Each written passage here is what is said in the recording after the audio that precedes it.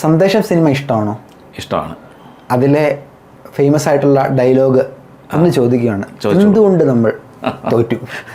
അത് വളരെ ലളിതമായിട്ട് പറയാൻ പറഞ്ഞാൽ എന്ത് പറയും? കളിച്ചില്ലാതുകൊണ്ട് തോറ്റു, അത്രയേ ഉള്ളൂ. അതുകൊണ്ട് കൂടുതലൊന്നും വലിച്ചു നീട്ടുന്നില്ല. ഇല്ല, വിചാരിച്ചതുപോലെ തന്നെ നമ്മൾ കഴിഞ്ഞ 4 വീഡിയോകളായിട്ട് സംസാരിച്ചുകൊണ്ടിരുന്ന അതേ പ്രശ്നം സൂപ്പർ 8ലേക്ക് വരുമ്പോൾ നമ്മുടെ ടീം എക്സ്പോസ്ഡ് ആവും എന്ന് നമ്മൾ പറഞ്ഞിരുന്നു. നമ്മൾ ഒരിക്കലും അത് സൂപ്പർ 8 ഇന്ത്യ ആഗ്രഹിച്ചതല്ല. പക്ഷെ നമ്മൾ ആ പ്രകടനം കണ്ടപ്പോൾ നമ്മൾ പറഞ്ഞതാണ്, സൂപ്പർ 8ലേക്ക് വരുമ്പോൾ ഈ പ്രകടനം കൊണ്ട് നമ്മൾ ഫൈനലിലും എത്തില്ല, കിരീടവും ജയിക്കില്ല എന്നുള്ളത്. അതുപോലെ തന്നെ സംഭവിക്കുന്ന കാഴ്ചയാണ് ഇന്ന് അഹമ്മദാബാദിലെ നരേന്ദ്രമോദി സ്റ്റേഡിയം സാക്ഷ്യം വഹിച്ചത്. ടോസിലേക്ക് വരുന്നു, സൗത്ത് ആഫ്രിക്കയ്ക്ക് ടോസ് കിട്ടുന്നു, അവർ ബാറ്റിംഗ് തിരഞ്ഞെടുക്കുന്നു. അഹമ്മദാബാദിലെ പിച്ച് ഇന്ത്യയിലെ ഏറ്റവും വലിയ ഗ്രൗണ്ടാണ്. വിചാരിച്ചതുപോലെ തന്നെ ആ ഗ്രൗണ്ടിൽ ബാറ്റിംഗ് എടുത്താലേ കാര്യമുള്ളൂ എന്നുള്ളത് അവർക്ക് വ്യക്തമായിട്ട് അറിയാമായിരുന്നു. അവരുടെ പ്ലാനിങ് കൃത്യമായിരുന്നു. സൂര്യകുമാർ യാദവിനും അത് തന്നെയായിരുന്നു ആഗ്രഹം. പക്ഷേ ഈ സൂര്യകുമാർ യാദവ് ഇതിനു മുമ്പുള്ള മത്സരങ്ങളിൽ അദ്ദേഹത്തിൻ്റെ ടോസിൻ്റെ സമയത്തൊരു കോൺഫിഡൻസ് ഉണ്ടായിരുന്നു. ഞാൻ ക്രൗഡിന് എൻ്റർടൈൻമെൻറ്റ് കൊടുക്കാൻ ഒത്തിരി റൺസ് നയിക്കും എന്നൊക്കെയാണ് ഇതിന് മുമ്പൊക്കെ പറഞ്ഞുകൊണ്ടിരുന്നത്. ഇന്നും അദ്ദേഹം അത് തന്നെയാണ് പറഞ്ഞത്, കുഴപ്പമില്ല, ഞങ്ങളുടെ ടീം കഴിഞ്ഞ മത്സരത്തിൽ അതേ 11 തന്നെ ഇത്തവണ ഞങ്ങൾ നിലനിർത്തുന്നു എന്നൊക്കെ പറയുന്നു.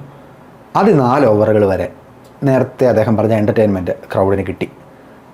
നമ്മുടെ വിശ്വസ്തനായ ജസ്പ്രീത് ബുംറയും അതേപോലെ തന്നെ നമ്മുടെ ഏറ്റവും മിടുക്കനായ T20 ബോളർമാരുള്ള അർഷ്ദീപ് സിംഗ് നമുക്ക് സ്വപ്ന തുല്യമായ തുടക്കം തന്നെയാണ് നൽകിയത്. 4 ഓവറിൽ 24 റൺസിന് 3 എന്ന നിലയിലായിരുന്നു സൗത്ത് ആഫ്രിക്ക.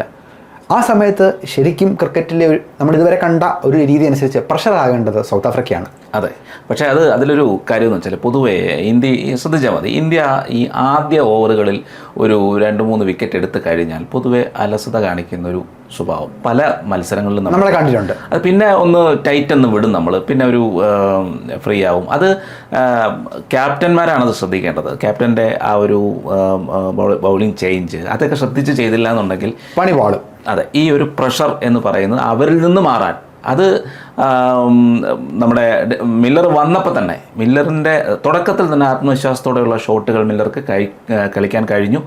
അത് ആ രീതിയിൽ തന്നെ മുന്നോട്ട് പോവുകയും ചെയ്തു. അതൊരു ഘടകമായിരുന്നു. അതുപോലെ തന്നെ ബ്രവീസ് മില്ലർ നന്നായിട്ട് കളിച്ചു തുടങ്ങിയപ്പോൾ ബ്രവീസ് ഓട്ടോമാറ്റിക്കലി അദ്ദേഹം കോൺഫിഡൻ്റ് ആയി, അദ്ദേഹം നല്ല രീതിയിലുള്ള ഷോട്ടുകൾ കളിക്കാൻ തുടങ്ങി. അതെ, കൃത്യമായ പിന്തുണ നൽകുന്നു. അപ്പോൾ അതങ്ങനെ മുന്നോട്ട് പോയി. പിന്നെ അത് പൊളിക്കാൻ ഒരിക്കലും 97 റൺസ് കൂട്ടുകെട്ടാണ് അവരവിടെ ചേർത്തത്.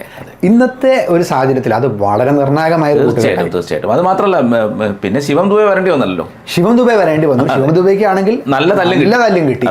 നമ്മൾ 6 ചാമി എന്നൊക്കെ വിളിക്കുന്നുള്ളൂ. അദ്ദേഹത്തെ ഇന്ന് 6 അദ്ദേഹത്തിനെതിരെയായിരുന്നു ഇന്ന് 6. അതിലൊരു കാര്യം എന്ന് വെച്ചാൽ നമുക്കിപ്പോൾ ഈ T20 പ്രധാനമായിട്ടും വിക്കറ്റ് ഇടുക എന്നുള്ളതിനപ്പുറം ഇപ്പോൾ 30 റൺസ് വിട്ടുകൊടുത്ത് 2 ഓവറിൽ 35 റൺസൊക്കെ വിട്ടുകൊടുത്തിട്ട് ഒരു വിക്കറ്റ് എടുത്തെന്ന് വെച്ചാൽ വിക്കറ്റിൽ വലിയ കാര്യമല്ല സത്യത്തിൽ. കാര്യം T20 എന്ന് പറഞ്ഞാൽ വിക്കറ്റിന് എന്നുള്ളതിനപ്പുറം റൺസ് കൺട്രോൾ ചെയ്യുക എന്നുള്ളത് T20 ബോളാണ് പ്രധാനമായിട്ട് അതിനകത്തൊരു ഘടകം.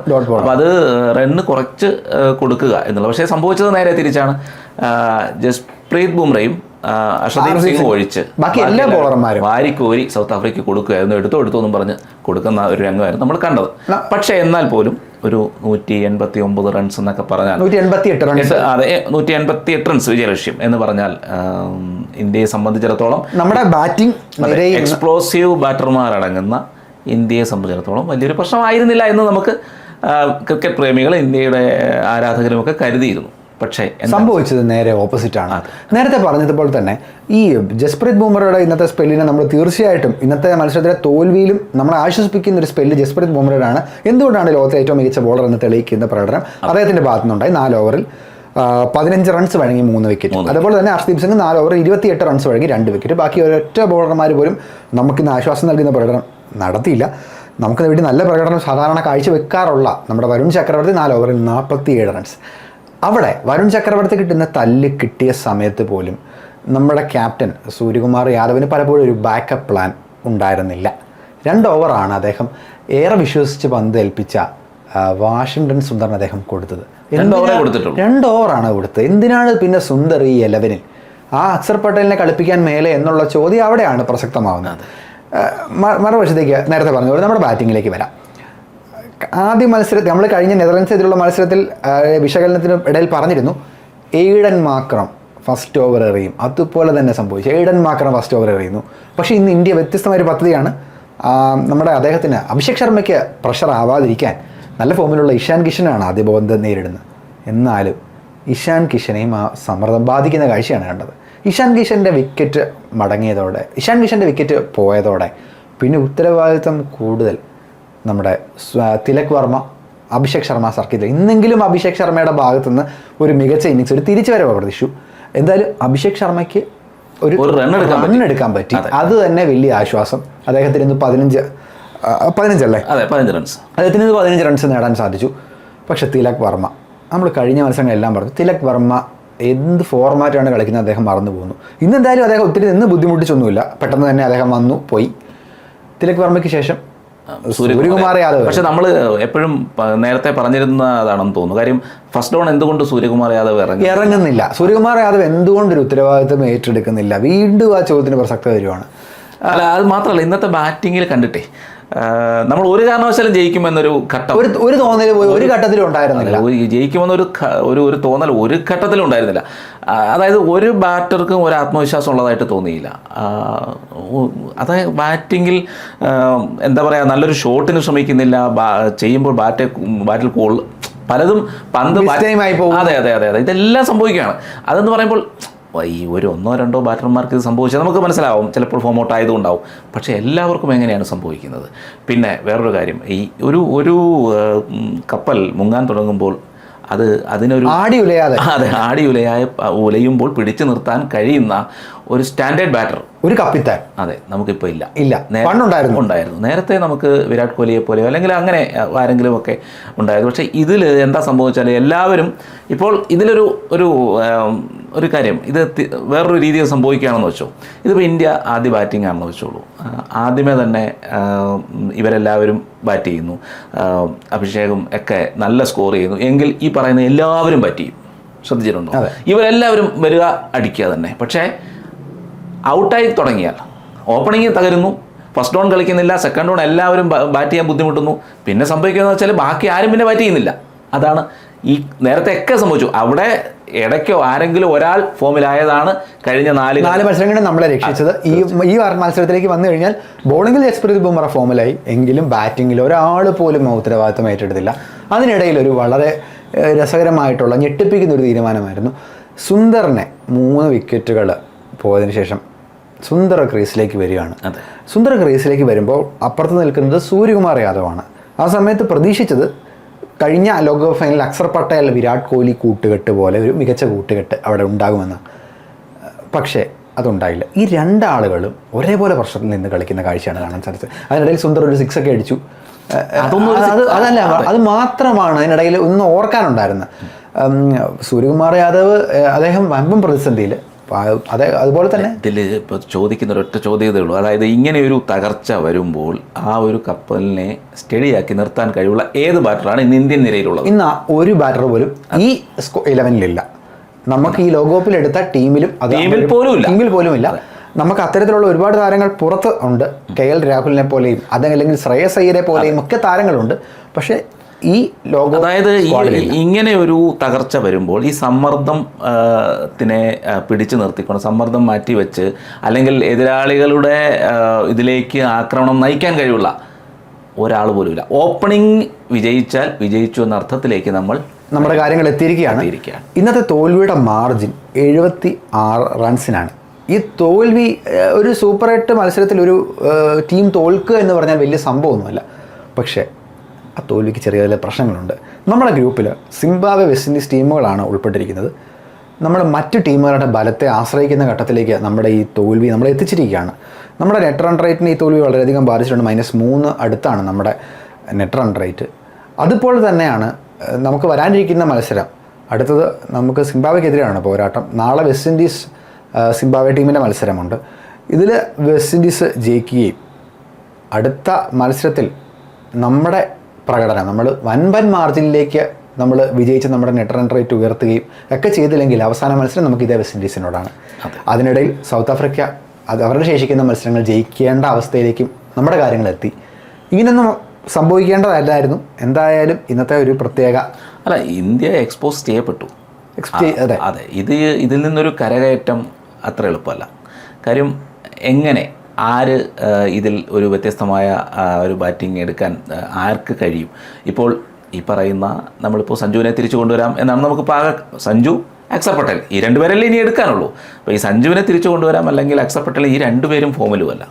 അതാണ് ഇതിൽ അക്സർ പട്ടേലിന്റെ കേസിൽ അക്സർ പട്ടേൽ ബോളിങ്ങിൽ കിട്ടിയ അവസരങ്ങളൊക്കെ മികച്ച പ്രകടനം കാഴ്ചവെച്ചു. നമുക്കിതിൽ എന്നുവെച്ചാൽ നമുക്ക് ഇവിടെ നിന്ന് പുറത്തുനിന്ന് പറയാം, സ്ക്വാഡൊക്കെ തീരുമാനിക്കേണ്ടവരാണ്. എങ്കിലും ഒരു ക്രിക്കറ്റ് പ്രേമി എന്ന നിലയിൽ ഇതുവരെ കണ്ട ഒരു മത്സരം വെച്ചിട്ട് എൻ്റെ ഒരു അഭിപ്രായത്തിൽ അഭിഷേക് ശർമ്മ, സഞ്ജു സാംസൺ ഓപ്പണിംഗ് സഖ്യം ഇറങ്ങുകയും തിലക് വർമ്മയ്ക്ക് പകരം ഇഷാൻ കിഷൻ 1 ഡൗൺ ഇറങ്ങുകയും ചെയ്യണമെന്നുള്ളതാണ് എൻ്റെ ഒരു അഭിപ്രായം. ഈ ഇടം വലം കോമ്പിനേഷൻ കിട്ടുമ്പോൾ ഓപ്പോസിറ്റ് ഫീൽഡ് ചെയ്യുന്ന ടീമിന് അത് കുറച്ചുകൂടി ഡിഫിക്കൽറ്റി ഉണ്ടാക്കും. ഇത് വളരെ എളുപ്പമാണ്, ഫീൽഡ് സെറ്റ് ചെയ്യാൻ വളരെ വളരെ എളുപ്പമാണ്. അവർ നമ്മളൊക്കെ ഈ ഗെയിമൊക്കെ കളിക്കുമ്പോൾ ഫീൽഡ് വെക്കുന്ന പോലെയാണ് ഈ ലെഫ്റ്റ് ഹാൻഡേഴ്സിന് അവർ ഫീൽഡ് സെറ്റ് ചെയ്യുന്നത്. വളരെ എളുപ്പമായി കൊടുക്കുകയാണ് നമ്മൾ എതിരാളികൾക്ക്. അങ്ങനെ ഒരു എതിരാളിക്ക് എളുപ്പമായി കൊടുക്കേണ്ട ആവശ്യമില്ല. നമുക്കിപ്പം സഞ്ജുവിനെ പോലെ ഒരു ഓപ്ഷനുണ്ട്. അടുത്ത മത്സരം സിംബാബ്വേക്കെതിരെയാണ്. നമുക്ക് ഒരിക്കലും സിംബാബ്വെ നിസ്സാരക്കാരായി കാണാൻ പറ്റില്ല. കരുത്തരായ ഓസ്ട്രേലിയ ഇപ്പോൾ വീട്ടിൽ ഇരുന്നാണ് ഈ കളിയൊക്കെ കണ്ടുകൊണ്ടിരിക്കുന്നത്.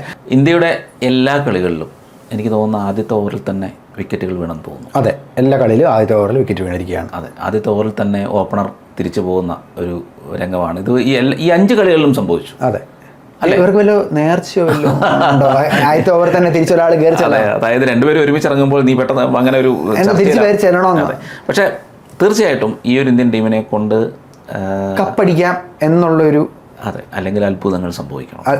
കപ്പടിക്കാന്നല്ല, നമുക്ക് സെമി കയറണമല്ലോ. അല്ല, ഇതിനൊക്കെ അത്ഭുതങ്ങൾ സംഭവിക്കണം. അതായത് ആരാണ് ഇവിടെ ഒരു ഇപ്പോൾ കുറച്ചെങ്കിലും ഇഷാൻ കിഷനെ പോലെ അതുപോലെ എല്ലാ കളികളിലും അത്യാവശ്യം ശിവൻ ദുബെ ഇന്നും കളിച്ചു. ശിവൻ ദുബെ ഇന്നും കളിക്കുന്ന പലപ്പോഴും ശിവൻ ദുബെ ഷോട്ടിനെ കളിച്ചതുകൊണ്ട് നമ്മൾ 100 കടന്നു. അതെ, ഷോട്ടിന് ശ്രമിക്കുന്നുണ്ട്. അത് ചിലപ്പോ മിസ്റ്റേക്ക് ആയി പോകുന്നു. അത് മാത്രമല്ല സൗത്ത് ആഫ്രിക്കയുടെ ബോളിംഗ് ഫീൽഡിംഗ് അത് പറയണ്ടേ? അത് സൗത്ത് ആഫ്രിക്കയുടെ ബോളിംഗ് ഫീൽഡിംഗ് എടുത്തു പറയണം. നമ്മൾ നേരത്തെ പറഞ്ഞതുപോലെ തന്നെ ഇത്തവണ നമുക്ക് ഏറെ ബുദ്ധിമുട്ട് സൃഷ്ടിക്കാൻ സാധ്യതയുള്ള താരമായിരുന്നു മാർക്കോ യാൻസൺ. അദ്ദേഹം 4 വിക്കറ്റുകൾ വീഴ്ത്തുന്നു. എങ്കിടി സത്യം പറഞ്ഞാൽ അങ്ങനത്തെ ഒരു ബോളർ ഇന്ത്യൻ ടീമിൽ ബുമറയ്ക്കൊപ്പം ഉണ്ടായിരുന്നെങ്കിൽ ആഗ്രഹിച്ചു പോവാണ്. എന്ത് മനോഹരമായ ഒരു സ്പെല്ലായിരുന്നു എങ്കിടിയുടെ ഭാഗത്ത് നിന്ന്. എങ്കിടി വിക്കറ്റ് ഒന്നും വീഴ്ത്തിയില്ല, പക്ഷേ എങ്കിടിയുടെ ആ സ്ലോ ബോൾസ് ഒരു രക്ഷയില്ല. അതായത് ഈ സ്ലോ ബോൾസിന്റെ ഒരു പ്രശ്നം എന്താ പറയുക, നമുക്ക് കിട്ടിയില്ലെങ്കിൽ ഇതുപോലെ വിഷമം ഉണ്ടാക്കുന്ന ഒരു പരിപാടി വേറെയില്ല. കാര്യം നമ്മുടെ മനസ്സങ്ങ് തകർന്നു പോകും. കാര്യം അത്രയും ശക്തി എടുത്ത് നമ്മൾ പലപ്പോഴും ഇതിനെ ടൈം ചെയ്യാൻ നോക്കുമ്പോഴും പറ്റുന്നില്ല, കണക്ട് ചെയ്യാൻ പറ്റുന്നില്ല. ഇതൊരു ബുദ്ധിമുട്ടാണ്. അത് മാത്രമല്ല എങ്കിടിയുടെ ആ ആത്മവിശ്വാസം, ഇത്രയും മികച്ചൊരു ബാറ്റിംഗ് നിരക്കെതിരെയാണ് എങ്കിടി തന്റെ ആയുധങ്ങൾ ഒന്നിനു പുറകെ ഒന്നായിട്ട് ഉപയോഗിച്ചുകൊണ്ടിരിക്കുക. ഇത്രയും മികച്ച ബാറ്റിംഗ് നിര എന്ന് പറഞ്ഞാൽ ഔട്ട് ഓഫ് ഫോമായി നിൽക്കുന്ന ഇത്രയും പേരാണ്. ആരാണ് ഇതിനകത്ത് ഫോമിലുള്ളത്? അതാ ഇഷാൻ കിഷൻ മാത്രമേ. ഇഷാൻ കിഷൻ ആകട്ടെ ഇന്ന് തുടക്കത്തിലേ പോവുകയും. പിന്നെ ആരാണ് ഉള്ളത്? ഈ പറയുന്ന പേര് കേട്ട ബാറ്റിംഗ് നിര എന്ന് പറഞ്ഞാൽ ഇവർക്കെല്ലാം പേരുണ്ട്. അതെ, പേരുണ്ട്. പക്ഷേ ഈ അടുത്ത സമയത്ത് എന്താണ് ഇവർ കാണിച്ച ഫോം? അതൊരു ചോദ്യമാണ്. അത് നമ്മൾ പറഞ്ഞിരുന്നു. അത് തന്നെ സംഭവിച്ചു. ഇന്ന് നമ്മൾ ഒരാളുടെ പ്രകടനം നമ്മൾ എടുത്തു പറയേണ്ടതാണ്. T20 ചരിത്രത്തിൽ ഒരു വിക്കറ്റ് കീപ്പർ ഒരു മത്സരത്തിൽ ഒരേ ഓവറിൽ 3 ക്യാച്ച് എടുത്ത ഇൻസിഡൻറ്റ് ഇതിന് മുമ്പ് ഉണ്ടായിട്ടുണ്ട്. പക്ഷേ ഒരു മത്സരത്തിൽ ഒരു ഫീൽഡർ 3 ക്യാച്ച് എടുക്കുന്ന സംഭവം ഇന്നത്തെ മത്സരത്തിലുണ്ടായി. ട്രിസ്റ്റൻ സ്റ്റബ്സ്, കേശവ് മഹാരാജ് എറിഞ്ഞ ഇന്നിങ്സിൻ്റെ 15-ാം ഓവറിൽ 3 ക്യാച്ചുകളാണ് ഒരേ സ്ഥലത്ത് ഒരേ ഓവറിൽ. അതും പഴയ പകവീട്ടിലൊരു സൂര്യകുമാർ യാദവ് എടുത്ത അന്നത്തെ ഫൈനലിൽ എടുത്ത ക്യാച്ചിന്റെ ഓർമ്മിപ്പിക്കുന്ന വിധം മനോഹരമായ ക്യാച്ചുകൾ. അത് സൗത്ത് ആഫ്രിക്കയുടെ മാത്രമല്ല, ഇന്ത്യയുടെ പല സിക്സറുകളും ക്യാച്ചിന്റെ ഘട്ടത്തിലെത്തിയാണ് സിക്സർ ആയത്. അതാ ആ ടൈമിംഗ് പ്രശ്നങ്ങൾ. അതെ, എന്തായാലും ഒരു കാര്യം ഉറപ്പാണ്, നമ്മൾ നേരത്തെ പറഞ്ഞതുപോലെ തന്നെ ഈ കളി കൊണ്ട് കാര്യമില്ല. മാറ്റങ്ങൾ കളി കൊണ്ട് സെമിയിൽ പോലും എത്തില്ല. പിന്നെ സിംബാബ്വേക്കെതിരെ തോക്കാതിരുന്നാൽ നല്ലത്. ഒരു കാര്യം കൂടെ പറയാതിരിക്കാൻ പറ്റില്ല. നമുക്ക് ഇതൊക്കെ പ്രതീക്ഷകളാണല്ലോ. 2011 ലോകകപ്പ് അല്ലെങ്കിൽ ആ ചിത്രം ഒന്ന് വരികയാണ്. അന്ന് ഒരൊറ്റ മത്സരത്തിലാണ് തോറ്റത്. അത് സൗത്ത് ആഫ്രിക്കയോടായിരുന്നു. ആ വർഷം നമ്മൾ ഏകദിന ലോകകപ്പ് കപ്പടിച്ചു. സൗത്ത് ആഫ്രിക്കയോട് തോറ്റതിന് ശേഷം ആ തോൽവി നമ്മൾ ഒരു കൂട്ടത്തകർച്ച. ആദ്യം ബാറ്റ് ചെയ്യുന്നു, മനോഹരമായൊരു കൂട്ടുകെട്ട് സച്ചിന് സേവാഗം തീർക്കുന്നു, അതിനുശേഷം അടുപ്പിച്ചടുപ്പിച്ച് വിക്കറ്റ് പോകുന്നു. ഒരു പ്രതീക്ഷയാണ്. എങ്കിലും പക്ഷെ അതൊരു വൈൽഡ് പ്രതീക്ഷയാണ്. എല്ലാവരും ഉണ്ടായിരുന്നല്ലോ അല്ലേ? 2011 ടീമല്ല ഈ 25-ലെ. അതെ, തീർച്ചയായും. മാത്രമല്ല വേറൊരു കാര്യമുണ്ട്. ഈ ഒരു കാര്യങ്ങൾ നമ്മളിങ്ങനെ ഇത് പറയലുണ്ട്. പൊതുവെ 83-ലെ ലോകകപ്പ് കിട്ടി, പോയി അത് ലോഡ്സിലായിരുന്നു. അത് സ്വാഭാവികമായിട്ടും 2003 നമുക്ക് വീണ്ടും അതുപോലെ കിട്ടും എന്നൊക്കെ നമ്മൾ കരുതിയിരുന്നു. അപ്പോൾ ഇതൊക്കെ സൗത്ത് ആഫ്രിക്കയോട് തോറ്റുകൊണ്ട് നമ്മളടുത്ത പൊതുവെ IPL മുംബൈ ഇന്ത്യൻസ് തോറ്റുകൊണ്ടാണ് തുടങ്ങുന്നത് കപ്പ്, ഇങ്ങനെയൊക്കെയുള്ള നമുക്കൊരു പ്രതീക്ഷ പ്രതീക്ഷിക്കാവുന്നേ ഉള്ളൂ. ഒട്ടും സംതൃപ്തി നൽകുന്ന ഒരു പ്രകടനമല്ല ഇതുവരെ ഇന്ത്യ കളിച്ചിട്ടില്ല. അത് നമ്മൾ പിന്നെയും ആകെ നമുക്ക് ഇച്ചിരി ആശ്വസിക്കാനുള്ളത് നമ്മളെ പാകിസ്ഥാനെതിരെയുള്ള മത്സരം മാത്രം. പാകിസ്ഥാനെ തോൽപ്പിച്ചു എന്ന് മാത്രമേ ഉള്ളൂ. പാകിസ്ഥാൻ മിക്കവാറും അപ്പുറത്തുണ്ട്. ഇനി അവർ കളിച്ച് മിക്കവാറും അവരാണ് ഒരു പോയിന്റ് കിട്ടുകയും ചെയ്യും. അതെ അതെ അതെ അതെ ആ രീതിയിലാണ് പോകുന്നത്. മാത്രമല്ല പിന്നെ മഴയൊക്കെ ഉണ്ടെങ്കിൽ എങ്ങനെയാകും ഇതിൻ്റെ ഘട്ടം എന്നുള്ളതൊന്നും പറയാൻ കഴിയില്ല. പ്രതീക്ഷിക്കാം എന്ന് മാത്രമേ ഉള്ളൂ. എന്തായാലും ഒരു കാര്യം ഉറപ്പാണ്, ഈ T20 ലോകകപ്പിൽ ഇന്ത്യയുടെ കളി ഇന്ന് വരെ പ്രതീക്ഷിക്കുന്നതിൻ്റെ ഒരു 50% പോലും എത്തിയിട്ടില്ല എന്ന് നിരാശയോടെയാണ് പറയുന്നത്. എന്തായാലും 26-ാം തീയതി സിംബാബ്വെക്കെതിരെ നിർണായക മത്സരമുണ്ട്. ആ മത്സരത്തിൽ ഒരു തിരിച്ചുവരവ് അത്യാവശ്യമാണ്. അല്ലെങ്കിൽ നേരെ പോകാം, നമുക്ക് വെസ്റ്റ് ഇൻഡീസിൻ്റെ വളരെ എളുപ്പം പായ്ക്കൊക്കെ ചെയ്ത് വെക്കാം. വെസ്റ്റ് ഇൻഡീസിൻ്റെ കളി കഴിഞ്ഞിട്ട് നമുക്ക് നേരെ തിരിച്ചു പോകണ്ടല്ലോ, സ്വന്തം നാട്ടിൽ തന്നെയാണ്. അപ്പോൾ അതുകൊണ്ട് തിരിച്ചു പോകണം. IPL-നുള്ള ഒരുക്കങ്ങളിലേക്കൊക്കെ പോകാം താരങ്ങൾക്ക്. അതെ, എന്തായാലും നോക്കാം. തിരിച്ചു വരട്ടെ. എനിക്ക് ഓർമ്മ വരുന്നത് നിർഭാഗ്യവശാൽ 2007 ലോകകപ്പാണ്. നഖം കടിച്ച ആ ചിത്രമുള്ള അതെ അതെ അതെ നോക്കാം എന്തായാലും.